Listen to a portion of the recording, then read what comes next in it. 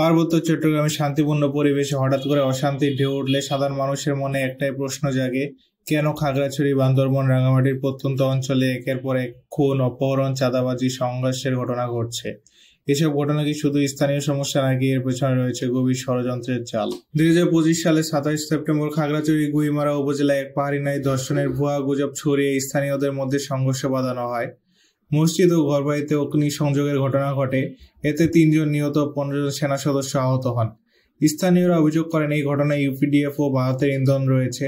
নিরাপত্তা বাহিনীও নিশ্চিত করেছে এটি পরিকল্পিতভাবে সংঘটিত হয়েছে। এই ঘটনার পেছনে কি শুধু স্থানীয় ক্ষোভ নাকি এর পেছনে রয়েছে আন্তর্জাতিক ষড়যন্ত্রের হাত? পার্বত্য চট্টগ্রামের এই অশান্তির অন্তরালে কি কিছু শক্তিশালী দেশি বিদেশি শক্তি তাদের স্বার্থ হাসিলের চেষ্টা চালাচ্ছে? পার্বত্য চট্টগ্রামের ইতিহাসে অশান্তির সূচনা 1947 সালে দেশ বিভাগের পর থেকে। পাকিস্তান আমলে পাহাড়ি জনগণের সাংস্কৃতিক ও রাজনৈতিক অধিকার হরণ করা হয়। 1971 সালে মুক্তিযুদ্ধের সময় পার্বত্য অঞ্চলে পাকিস্তানি বাহিনীর অত্যাচার ও নির্যাতনের শিকার হন পাহাড়িরা।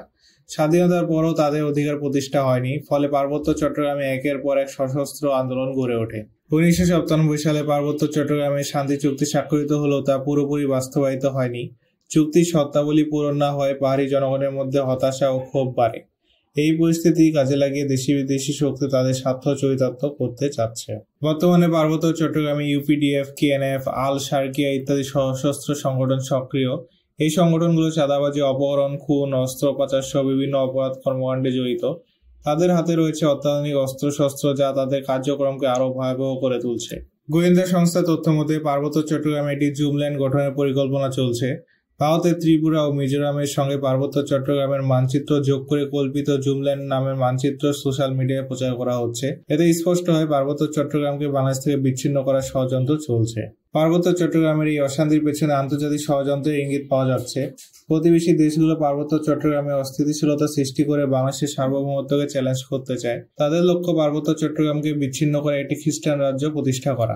এছাড়া পার্বত্য চট্টগ্রামে বিচ্ছিন্নতাবাদী সন্ত্রাসী সংগঠন কেএনএফ এর জন্য তৈরি করা 20,300 পিস ইউনিফর্ম জব্দ করেছে চট্টগ্রাম মহানগর গোয়েন্দা পুলিশ। এই সংগঠনটি আল শারকিয়া নামে একটি জঙ্গি সংগঠনের সদস্যদের প্রশিক্ষণ দেওয়ার খবরও বের হয়েছে। এসব ইঙ্গিত দিয়ে পার্বত্য চট্টগ্রামে আন্তর্জাতিক ষড়যন্ত্রের হাত রয়েছে।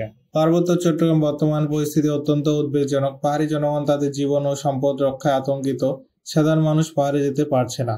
আইন শৃঙ্খলা বাহিনীর সদস্যরা সন্ত্রাসী গ্রুপগুলোর সঙ্গে সংঘর্ষে আহত হচ্ছে। এই পরিস্থিতি দেশের অভ্যন্তরীণ নিরাপত্তাকে হুমকির মুখে ফেলছে।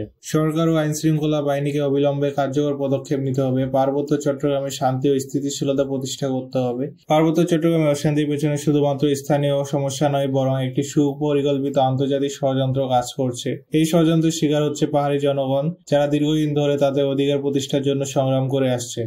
তাদের পাশে দাঁড়ানো, তাদের অধিকার প্রতিষ্ঠা করা আমাদের দায়িত্ব।